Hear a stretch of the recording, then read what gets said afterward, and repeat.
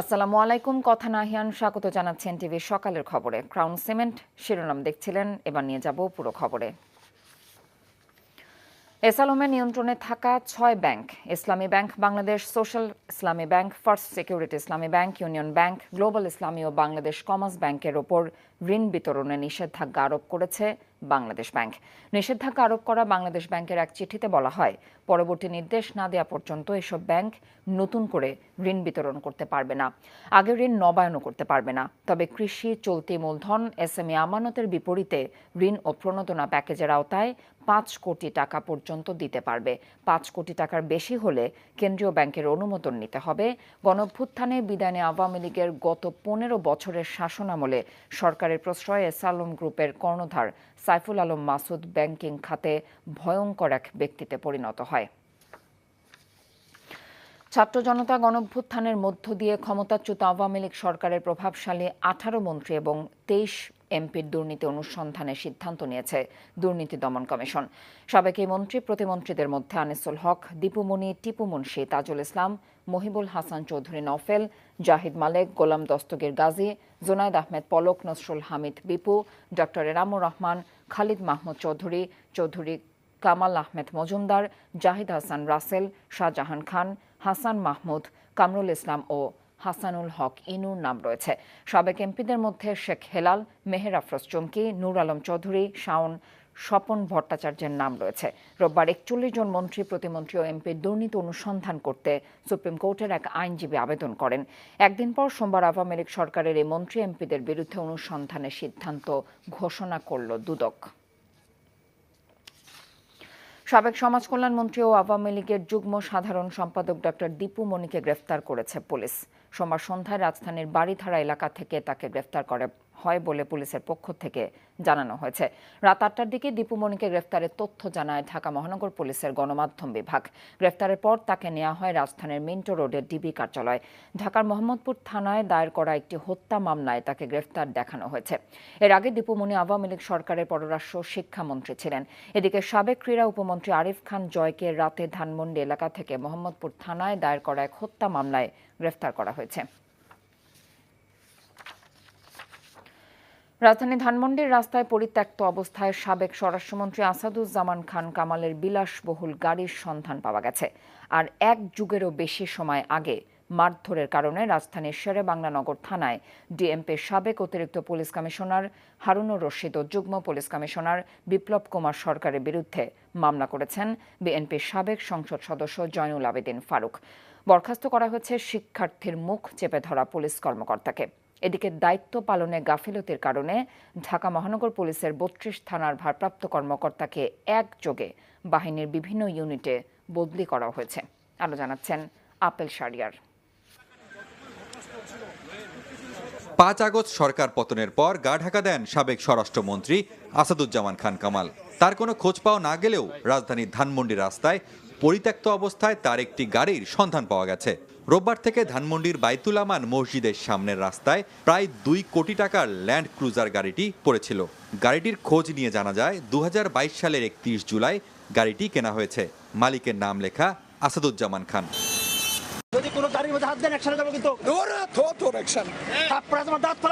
2011 সালে বিএনপির ডাকা হরতালে জাতীয় সংসদ ভবনের সামনে মিছিল করার সময় এভাবেই হামলার শিকার হন বিএনপির নেতা জয়নুল আবেদিন ফারুক।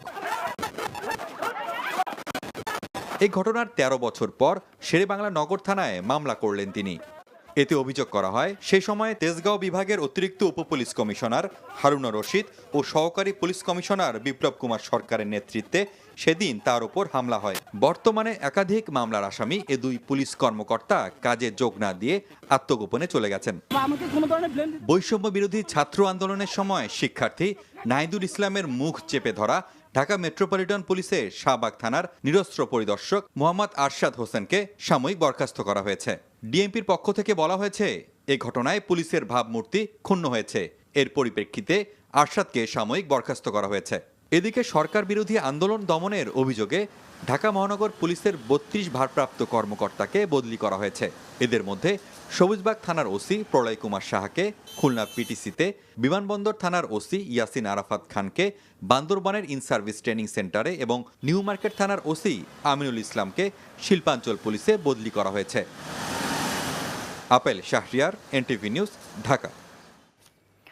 তত্ত্বাবধায়ক সরকার ব্যবস্থা বাতিল করে সংবিধানের ৫৫ সংশোধনী কেন অবৈধ নয় জানতে চেয়ে রুল জারি করেছে হাইকোর্ট।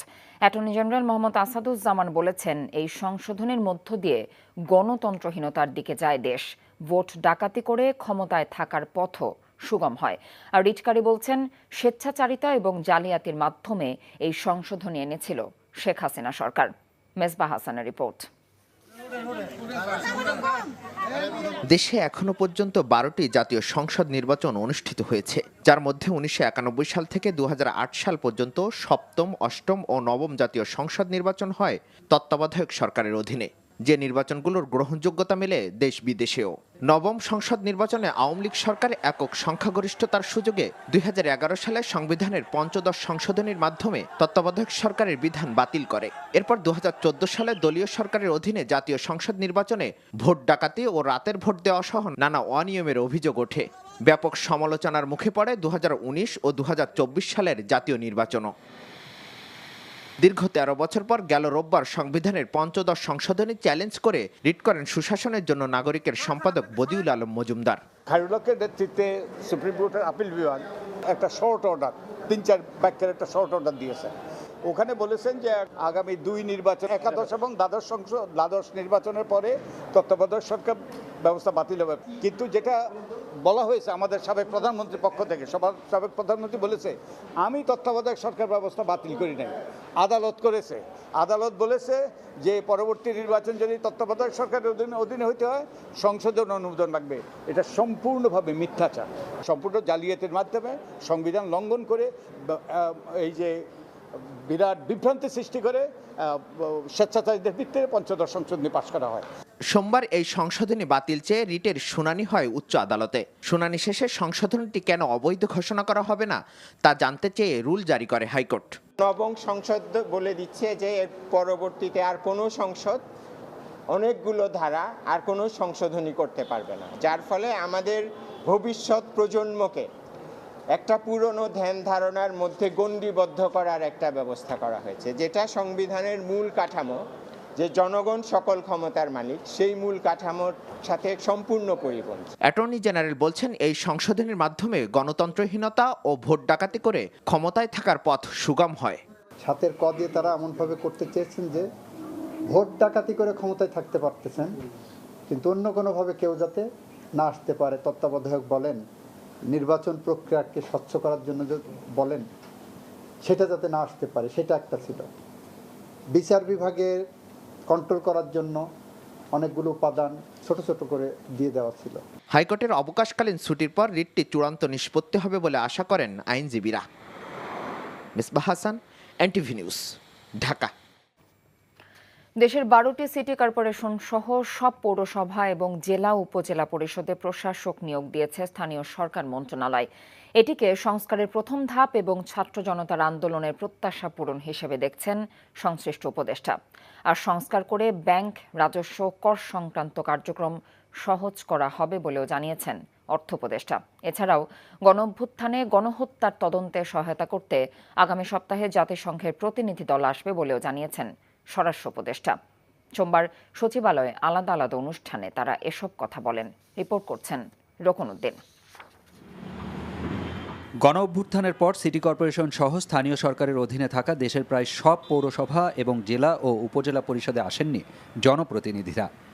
তাই জনদুর্ভোগ কমাতে শূন্য পদগুলোতে প্রশাসক নিয়োগ দিতে পারবে সরকার, এমন বিধান রেখে সংশোধিত স্থানীয় সরকার অধ্যাদেশ ২০২৪-এর খসড়ার অনুমোদন করে অন্তর্বর্তী সরকারের উপদেষ্টা পরিষদ। আর ১৭ আগস্ট এ সংক্রান্ত অধ্যাদেশ জারির একদিন পর সব জায়গায় প্রশাসক নিয়োগ করে প্রজ্ঞাপন জারি করেছে স্থানীয় সরকার মন্ত্রণালয়। এটা হচ্ছে পুরো লোকাল গভর্নমেন্টকে একটা পরিচ্ছন্ন করার একটা প্রচেষ্টা।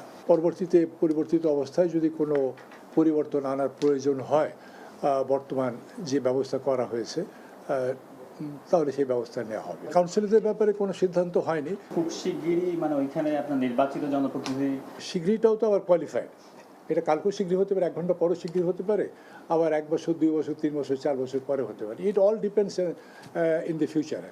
সোমবার সচিবালয়ে স্বরাষ্ট্র উপদেষ্টার সাথে সৌজন্য সাক্ষাৎ করেন ঢাকায় নিযুক্ত ইউএনডিপির আবাসিক প্রতিনিধি। পরে সাংবাদিকদের সাথে আলাপকালে আইন শৃঙ্খলা পরিস্থিতির উন্নতি এবং খাদ্য উৎপাদন ঠিক রাখা বর্তমান সরকারের অন্যতম অগ্রাধিকার বলে জানান উপদেষ্টা। জাতিসংঘ থেকে ওটা এরা হয়তো পাঠাবে, নেক্সট উইক আসতে পারে। ওনারা এই পরিস্থিতিতে আমাদের কি ধরনের সাহায্য এবং সহযোগিতা করতে পারে ওই ব্যাপারে আমাদের মেইনলি আলাপটা হয়েছে। আর অর্থ উপদেষ্টার কার্যালয়ে তার সাথে সাক্ষাৎ করেন বাংলাদেশে নিযুক্ত জাপানের রাষ্ট্রদূত। কতগুলো প্রকল্প আমরা বলি যেগুলো আছে সেগুলো দ্রুত যেন অর্থের স্বাক্ষর করা হয়। আমরা আসলে সেটা ইমপ্লিমেন্ট হবে, অথবা ওরা বলছে এগুলো কোনো সমস্যা হবে না। কিছু কিছু ব্যাপারে ওরা বলি সংস্কারের ব্যাপারে আমাদেরকে প্রশ্ন করেছিল, ব্যাংকিং সেক্টর, এনবিআর, কাস্টমস। আমরা বলছি এগুলো তো ইমিডিয়েটলি আমাদের সংস্কারের ব্যাপার আছে, ওটা উইল ডু ইট। এদিকে রেলপথ মন্ত্রণালয়ে প্রথমবারের মতো অফিস করে রেলের জমি, টিকিট সহ সর্বক্ষেত্রে দুর্নীতি শূন্যের কোটায় আনার আশ্বাস দেন সংশ্লিষ্ট উপদেষ্টা। এবং আমরা কিন্তু কনস্ট্যান্টলি মনিটরিং করবো। এই যে রেলওয়েতে যেসব সিদ্ধান্ত হয়েছে, আপনারা মনে করবেন যে না আমরা বলে দিয়েছি একটা বক্তৃতা, এটা কিন্তু বক্তৃতা না। আমরা কিন্তু এটা কিন্তু বক্তৃতার সরকার না, এটা হচ্ছে কাজের সরকার। দ্রুতই রেল মন্ত্রণালয়ের সাথে সংশ্লিষ্ট সবার আয়, ব্যয় ও সম্পত্তির হিসেব নেওয়া হবে বলেও জানান ফাউজুল কবির খান। Roknuddin, NTV news, Dhaka. স্বৈরাচারের বিরুদ্ধে পাওয়া বিজয়কে নস্যাৎ করার অপচেষ্টা চলছে জানিয়ে বিএনপি মহাসচিব মির্জা ফখরুল ইসলাম আলমগীর বলেছেন, শেখ হাসিনা দিল্লিতে বসে এই ষড়যন্ত্র করছে। একটি নিরপেক্ষ নির্বাচনের মাধ্যমে দেশে গণতন্ত্র ফিরিয়ে আনার আহ্বান জানিয়েছেন তিনি। সোমবার রাজধানীতে আলাদা অনুষ্ঠানে একথা জানান মির্জা ফখরুল। এদিকে স্থায়ী কমিটির সদস্য আমির খসরু মাহমুদ চৌধুরী বলেছেন, পাচার হওয়া অর্থ দেশে ফিরিয়ে আনতে বাংলাদেশকে সহায়তা করার কথা জানিয়েছে ইউরোপীয় ইউনিয়ন। হাসানুল শাওনের রিপোর্ট। জাতীয়তাবাদী স্বেচ্ছাসেবক দলের ৪৪তম প্রতিষ্ঠাবার্ষিক উপলক্ষে শেরে বাংলা নগরে বিএনপির প্রতিষ্ঠাতা শহীদ রাষ্ট্রপতি জিয়াউর রহমানের মাজারে শ্রদ্ধা জানান দলের মহাসচিব। এ সময় তিনি বলেন, আগামী দিনে গণতন্ত্র ও মানবাধিকার নিশ্চিত করে একটি নতুন বাংলাদেশ বিনির্মাণ করতে চায় বিএনপি। আজকে ছাত্র জনতার এই বিজয়কে নস্যাৎ করে দেওয়ার জন্য ষড়যন্ত্র করছে, চক্রান্ত করছে। তারা বিভিন্ন অঞ্চলে গোলযোগ সৃষ্টি করে আমাদের দলের নেতাকর্মীদের উপরে অন্যায়ভাবে আরোপ সৃষ্টি করার চেষ্টা করছে। আমরা পরিষ্কার ভাষায় বলতে চাই, আমাদের দলের কোনো নেতাকর্মী কোনো রকম কোনো এই ধরনের ঘটনার সঙ্গে জড়িত নয়। জাতীয় প্রেস ক্লাবে এক আলোচনা সভায় মির্জা ফখরুল বলেন, দেশ দ্বিতীয়বার স্বাধীন হলেও এখনো স্থিতিশীলতা আসেনি। সব ষড়যন্ত্র উপেক্ষা করে দেশে গণতন্ত্র ফিরিয়ে আনার আহ্বান জানান তিনি।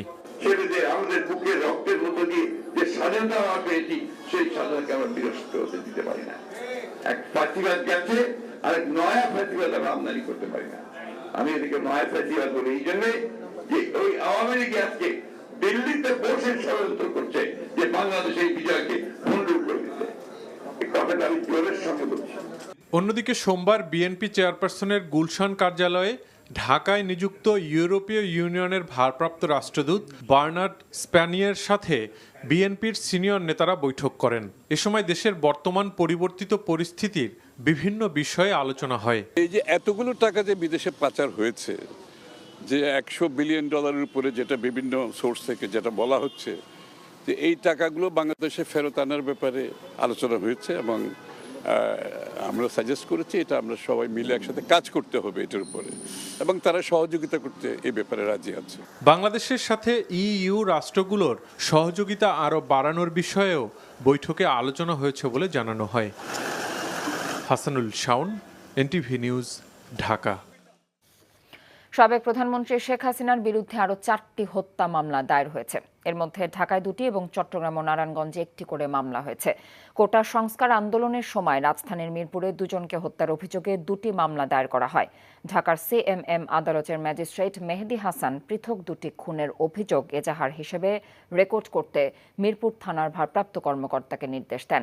এদিকে নারায়ণগঞ্জে ছাত্র আন্দোলনে গুলিবিদ্ধ হয়ে ব্যবসায়ী মিলন নিহতের ঘটনায় সাবেক প্রধানমন্ত্রী শেখ হাসিনা ও সাবেক সংসদ সদস্য শামীম ওসমান সহ 62 জনের নামে হত্যা মামলা দায়ের করা হয়েছে।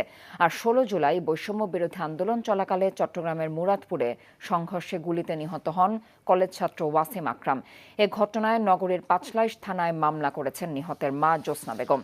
মামলায় আসামি করা হয়েছে সাবেক প্রধানমন্ত্রী শেখ হাসিনা, সাবেক সেতুমন্ত্রী ওবায়দুল কাদের, সাবেক পররাষ্ট্রমন্ত্রী হাসান মাহমুদ ও সাবেক শিক্ষামন্ত্রী নওফেল সহ 108 জনকে। এই 4টি সহ শেখ হাসিনার বিরুদ্ধে এ পর্যন্ত 19টি মামলা হয়েছে, এর মধ্যে 18টি খুনের মামলা এবং একটি অপহরণ মামলা।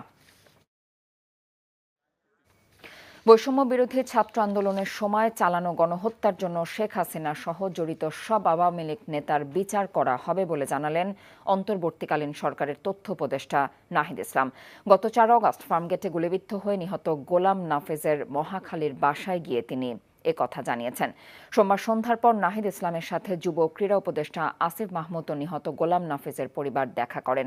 এ সময় নাফিজের বাবা মা কান্নায় ভেঙে পড়েন। তারা জানিয়েছেন 4 অগস্ট মধ্যরাতে একটি পত্রিকার প্রথম পাতার ছবিতে রিকশার পাদানিতে মাথায় জাতীয় পতাকা বাঁধা রক্তাক্ত নাফিজকে দেখে চিনতে পারেন তারা। নৃশংসভাবে তাদের সন্তানকে হত্যার বিচার দাবি করেন নাফিজের পিতামাতা। 4 অগস্ট ফার্মগেটে গুলিবিদ্ধ হলে গোলাম নাফিজকে একটি রিকশায় তুলে দেওয়া হয়েছিল। আওয়ামী লীগ নেতাকর্মীদের অনেক বাধার মুখে সেই রিকশা চালক নাফিজকে যখন হাসপাতালে নিয়ে যায় তখন সে আর বেঁচে নেই। নিহত গোলাম নাফিজ একাদশ শ্রেণীর ছাত্র ছিলেন। একটা স্বাধীন বাংলাদেশে একটা ছেলের একটা বাড়ি যথেষ্ট, আবার একটা গুলি করছে, এখান থেকে বেরিয়ে গেছে, এরপরে ডেড বডির ভিতরে আরো 2টা গুলি করতে। এটা কোন ধরনের সংবিধান, কোন ধরনের বাংলাদেশ? আমরা কোন বাংলাদেশে বসবাস করি? আমি অবশ্যই বিচার চাই, আমিও মামলা করব। শহীদের এই রক্তের প্রতি আমরা প্রতিশ্রুতিবদ্ধ। গণহত্যার সাথে যারা জড়িত অবশ্যই তাদের বিচার হবে বাংলার মাটিতে। যারা এটার সাথে জড়িত আওয়ামী লীগের বিভিন্ন নেতাদের গ্রেফতার প্রক্রিয়া শুরু হয়েছে। খুবই দ্রুত সময়ের মধ্যে যারা দেশে পালিয়ে আছে বিভিন্ন জায়গায় তাদেরকে গ্রেফতার করা হবে এবং যিনি হুকুমের আসামি এই রক্তপিপাসু শেখ হাসিনা যিনি এখন পালিয়ে আছে তাকেও বাংলাদেশের মাটিতে এনে বিচারের আওতায় আনা হবে। চলমান পরিস্থিতি নিয়ে দলের জাতীয় স্থায়ী কমিটির বৈঠক করেছে বিএনপি। সোমবার রাতে গুলশানে বিএনপি চেয়ারপারসনের রাজনৈতিক কার্যালয়ে বৈঠক অনুষ্ঠিত হয়। বৈঠকে ভার্চুয়ালে যুক্ত হয়ে সভাপতিত্ব করেন বিএনপির ভারপ্রাপ্ত চেয়ারম্যান তারেক রহমান। তবে বৈঠকে কোনো সিদ্ধান্তের কথা জানানো হয়নি। বৈঠকে বিএনপি মহাসচিব মির্জা ফখরুল ইসলাম আলমগীর, মির্জা আব্বাস, আব্দুল মঈন খান, নজরুল ইসলাম খান, আমির খসরু মাহমুদ চৌধুরী, সালাউদ্দিন আহমেদ, খন্দকার মোশাররফ হোসেন, সেলিমা রহমান, মেজর হাফিজ, ডক্টর এজেডএম জাহিদ হোসেন সহ স্থায়ী কমিটির সদস্যরা উপস্থিত ছিলেন। বৈঠকের সিদ্ধান্ত পরে সংবাদ সম্মেলনের মাধ্যমে জানানো হবে বলে জানিয়েছেন দলটির নেতারা। দীর্ঘ 17 বছর পর সোমবার সাবেক প্রধানমন্ত্রী ও বিএনপি চেয়ারপারসন বেগম খালেদা জিয়ার সব ব্যাংক হিসাব খুলে দিয়েছে জাতীয় রাজস্ব বোর্ড এনবিআর। অন্তর্বর্তীকালীন সরকারের প্রধান উপদেষ্টা ডক্টর মোহাম্মদ ইউনূসের সঙ্গে পরামর্শের পর এমন সিদ্ধান্ত দিয়েছেন সংস্থাটির নবনিযুক্ত চেয়ারম্যান আব্দুর রহমান খান। দায়িত্বশীল সূত্রে এই তথ্য জানা গেছে। বিগত তত্ত্বাবধায়ক সরকারের সময় 2007 সালে খালেদা জিয়া ও শেখ হাসিনার ব্যাংক হিসাব জব্দ করা হয়। পরবর্তীতে শেখ হাসিনার অ্যাকাউন্ট খুলে দেওয়া হলেও খালেদা জিয়ার অ্যাকাউন্ট জব্দ রাখা হয়। আওয়ামী লীগ ক্ষমতায় আসার পর একাধিকবার এনবিআরে খালেদা জিয়ার ব্যাংক হিসাব সচলের আবেদন করলেও তা করা হয়নি। রাজশাহীতে বৈষম্য বিরোধী ছাত্র আন্দোলনে আওয়ামী লীগ নেতাকর্মীদের হামলা ও গুলিতে রায়হান আলী নিহতের ঘটনায় সাবেক সিটি মেয়র সহ 1200 জনের বিরুদ্ধে হত্যা ও বিস্ফোরক দ্রব্য আইনে মামলা হয়েছে। গত রাত 10টার দিকে নিহতের ভাই রানা ইসলাম বাদী হয়ে নগরের বোয়ালিয়া মডেল থানায় এই মামলা দায়ের করেন। মামলায় আওয়ামী লীগের প্রেসিডিয়াম সদস্য সাবেক city mayor AHM Khairuzzaman Liton, মহানগর আওয়ামী লীগের সাধারণ সম্পাদক ডাবলু সরকার সহ আওয়ামী লীগ অঙ্গ সংগঠনের 50 জনের নাম উল্লেখ সহ 1200 জনকে আসামি করা হয়েছে। মামলার এজাহারে বলা হয়েছে, গত 5 অগস্ট ছাত্র জনতার একটি মিছিলে খায়রুজ্জামান লিটন ও ডাবলু সরকারের নেতৃত্বে আওয়ামী লীগ অঙ্গ সংগঠনের নেতাকর্মীরা এলোপাতাড়ি গুলি ও বোমা নিক্ষেপ করে। এই ঘটনায় রায়হান আলী সহ আহতদের রাজশাহী মেডিকেল কলেজ হাসপাতালে ভর্তি করা হয়। গত 8 অগস্ট চিকিৎসাধীন অবস্থায় রায়হান মারা যান। স্বৈরাচার শেখ হাসিনার পতন থেকে শুধুমাত্র আওয়ামী লীগ নয়, জামায়াত বিএনপির সবাইকেই শিক্ষা নিতে হবে বলে মন্তব্য করেছেন জামায়াতের আমির ডক্টর শফিকুর রহমান। সোমবার জাতীয় অর্থোপেডিক হাসপাতাল ও পুনর্বাসন প্রতিষ্ঠানের চিকিৎসাধীন বৈষম্য বিরোধী আন্দোলনে আহতদের দেখতে গিয়ে সাংবাদিকদের তিনি একথা বলেন। তিনি আরও বলেন, এরপরে যারা দেশ পরিচালনায় আসবেন তারা যেন জালিমের ভূমিকায় অবতীর্ণ না হন, একই রাস্তায় যেন তারা না চলেন। এখান থেকেই সবার শিক্ষা নেওয়া উচিত। মানুষের সঙ্গে জুলুম করলে কি পরিণতি হয় সেটিও সবার শিক্ষা নেওয়া উচিত বলে মন্তব্য করেন। জীবনের মায়া ত্যাগ করে মানুষ যখন জাতির জন্য প্রাণ হাতে নিয়ে দাঁড়িয়ে যায় তখন সেই জাতিকে আর কেউ দাবায় রাখতে পারে না বলেও মন্তব্য করেন জামাত আমির। প্রত্যেকটা অসুস্থ ব্যক্তি, আহত ব্যক্তি যাদেরকে দেখতে পেরেছি, আমি জিজ্ঞেস করেছি আপনার অনুভূতি কি? আপনার হাত চলে গেছে, পা চলে গেছে, ভেঙে গেছে, অবশ হয়ে গেছে, আপনার অনুভূতি কি? সবাই একই কথা, আমি সুখী, আমি আনন্দ ভোগ করছি এবং আমি আল্লাহর শুকরিয়া আদায় করছি। নানা অনিয়ম ও দুর্নীতিতে জড়িত থাকার অভিযোগে বসুন্ধরা শপিং মলের ব্যবস্থাপনার দায়িত্বরতদের পদত্যাগের দাবি জানিয়েছেন দোকান মালিক ও কর্মচারীরা। রাজধানীর পান্থপথের শপিং মলের সামনের রাস্তা অবরোধ করে আন্দোলন করে তারা। স্বেচ্ছাচারিতার বিরুদ্ধে কথা বললে নির্যাতন করা হয় বলে অভিযোগ করা হয়। দাবি না মানলে দোকান বন্ধ রাখার হুঁশিয়ারি দেওয়া হয়। এ সময় বিশৃঙ্খলা এড়াতে শপিং মল বন্ধ করে দেয় কর্তৃপক্ষ। এই ঘটনায় গুরুত্বপূর্ণ সড়কটি বন্ধ থাকায় ভোগান্তিতে পড়েন সাধারণ মানুষ। বিকল্প সড়কে যান চলাচলে তীব্র যানজটের সৃষ্টি হয় এর আশেপাশের সড়কগুলোতে। আওয়ামী লীগের যুগ্ম সাধারণ সম্পাদক ও সাবেক সমাজ কল্যাণমন্ত্রী ডক্টর দীপু মনি রাজধানীতে গ্রেফতার হওয়ার খবরে তার নিজ জেলা চাঁদপুরে মিষ্টিমুখ আনন্দ মিছিল করেছে স্থানীয়রা। বৃষ্টি উপেক্ষা করে সোমবার রাতে শহরে এসব কর্মসূচি পালন করে তারা। এ সময় স্থানীয়রা দীপু মনির নামে দুয়োধ্বনি দিতে থাকে। তারা বলেন, অবৈধ হাসিনা সরকারের আমলে দীপু মনি শিক্ষা ব্যবস্থা সহ যেসব মন্ত্রণালয়ের দায়িত্বে ছিলেন একে একে সবকিছু ধ্বংস করেছেন। ক্ষমতার অপব্যবহার করে স্বজনদেরকে এলাকায় লুটপাটের সুযোগ করে দিয়েছেন এবং সম্পদের পাহাড় গড়েছেন। যারাই প্রতিবাদ করেছে তাদেরকে মামলা করে এলাকায় ত্রাসের রাজত্ব কায়েম করেছিলেন দীপু মনি। তার কঠিন বিচার দাবি করেছে নির্যাতিতরা। এই ছিল সকালের খবরে। এই খবরের ভিডিও সহ আপডেট জানতে ভিজিট করুন এনটিভি অনলাইন www.ntv.bb.com। এছাড়াও এনটিভির জনপ্রিয় সব অনুষ্ঠান ও খবরের আপডেট জানতে ভিজিট করুন আমাদের ইউটিউব এবং ভেরিফাইড ফেসবুক পেজ। এতক্ষণ সাথে থাকার জন্য ধন্যবাদ সবাইকে।